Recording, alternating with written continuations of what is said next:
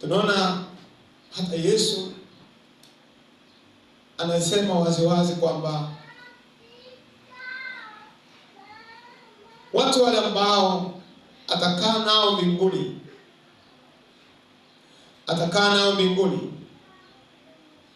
ni wale walioshinda,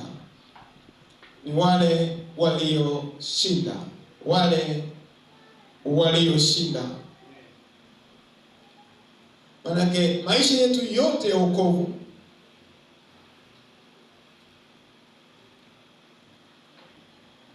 matumaini ya yote aliyeokoka ni ili aende mbinguni. Sasa kwenda mbinguni kwa mtu yote aliyeokoka inategemeana na ushindi anaoupata wa kiroho akiwa duniani. Yesu anasema yeye ashindaye. Ufunuo sura ya 3 mstari wa 21. Ufunuo sura ya 3 mstari wa 21.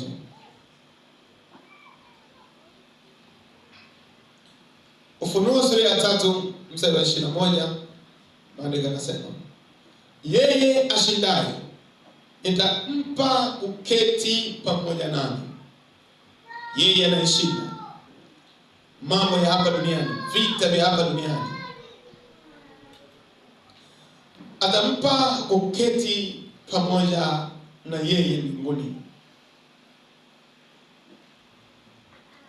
Anasema katika kiti changu cha enzi, kama mimi nilivyoshinda nikaketi pamoja na Baba yangu katika kiti chake cha enzi. Maisha ya Yesu ilikuwa ni ya ushindi, na kwa kushinda ndiko kulikomfanya aweze kukaa pamoja na Baba yake mbinguni. Amen. Amen. Amen. Manake hakuna kwenda mbinguni bila kuwa na maisha ya ushindi.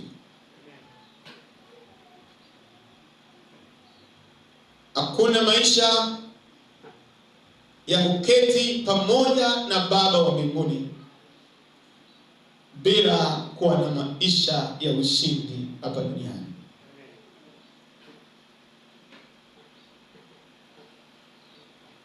Lakini maandiko yanaendelea tena kuzungumzia kwa habari ya ushindi. Inaeleza katika Waefeso sura ya 6. Waefeso sura ya 6.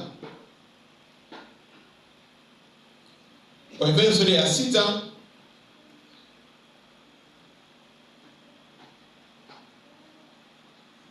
Biblia inaeleza hapa kuhusiana na maisha ya mtu aliyeokoka. Mstari wa 10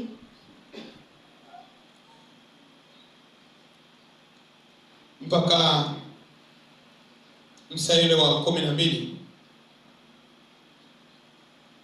Hatimaye mzidi kuwa hodari katika Bwana. Hatimaye mzidi kuwa hodari katika Bwana.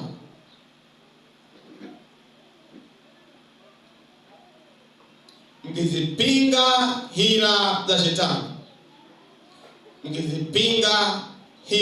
za shetani. Kwa maana kushindana kwetu sisi si juu ya damu na nyama, bali ni juu ya falme na mamlaka, juu ya wakuu wa giza hili, juu ya majeshi ya pepo wabaya katika ulimwengu wa roho. Mstari wa 13 anasema kwa sababu hiyo toeni silaha zote za Mungu mpate kuweza kushindana siku ya uovu, na kisha kuyatimiza yote kusimama.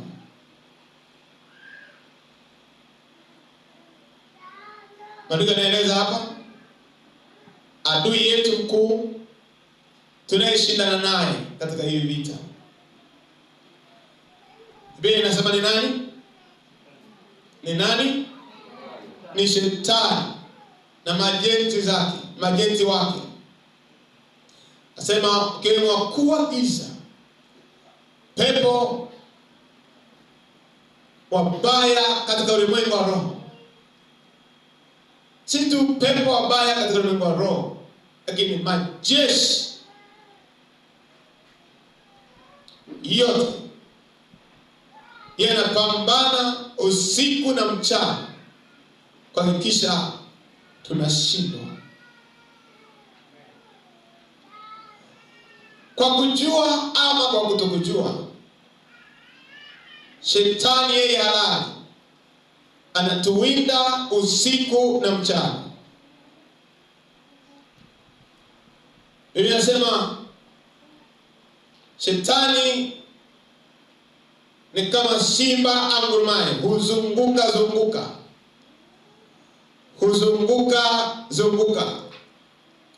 akitafuta mtu ameze. Anatafuta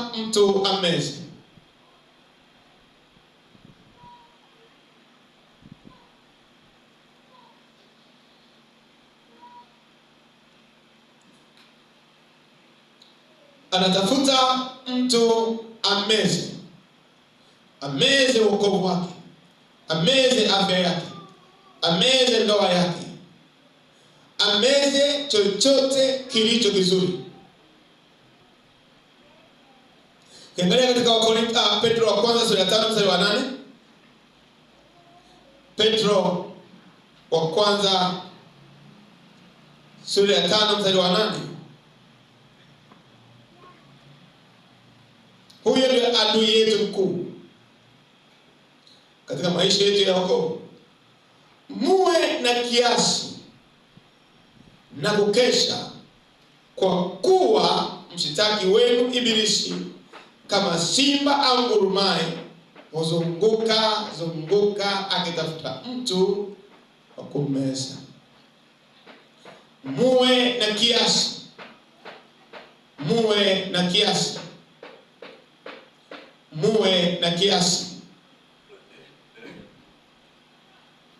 Maana katika maisha yetu ya wokovu tukiwa duniani lazima tuwe na kiasi. Maana nini? Nguvu zetu zisiishie tu kwenye mambo ya dunia hii. Lazima tuwe na kiasi, tubakize nguvu, tuongeze nguvu, tujaze nguvu za kutusaidia katika vita vya kiroho. Nini? Kwa sababu Shetani ambaye ni adui yetu, anayefananishwa kama simba au ngurumaye, akizunguka huku na kule akitafuta mtu wa kumeza. Maono yake yamezwa, anatafuta malengo